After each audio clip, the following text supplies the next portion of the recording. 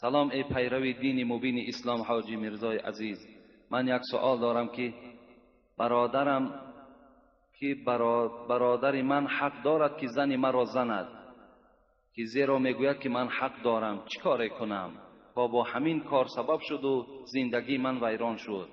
حقیقت این را به من بیان کنید. من یک مخلص شما از ناحیه ورزاب شهر دوشنبه هستم. دوم سوال، پدرم از مادرم جدا شده است، وی زن دارد، از ما جدا می باشد.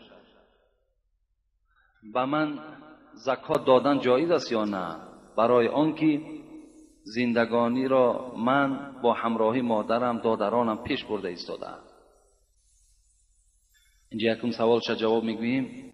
البته برادر او حقوق ندارد که زنی دادرش لطقین کند، یعنی بالای اون زن فقط شوهرش حق دارد.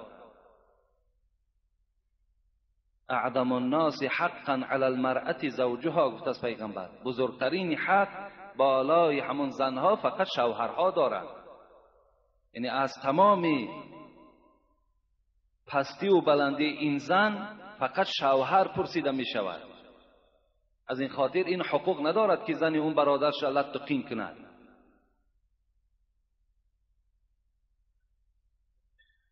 و این پدری که اگرچند که وی زن گرفته است، جدا هم که شده باشد، فرزند حق ندارد که به پدر خود زکات دهد یا به مادرش زکات دهد، یا پدر و مادر مالدار باشد فرزنداش زکات دهند. این درست نیست در اسلام. فقط زکات دادن میتواند برادر دهد، برادر خواهرهاش دهد، یا خواهری به دولت باشد میتواند که مثال خواهر و اپش زکات دهد. بین فرزندها دادن زکات جایز، لیکن بین پدر و فرزند یا بین دختر و مادر این در اسلام درست نیست زکات دادن.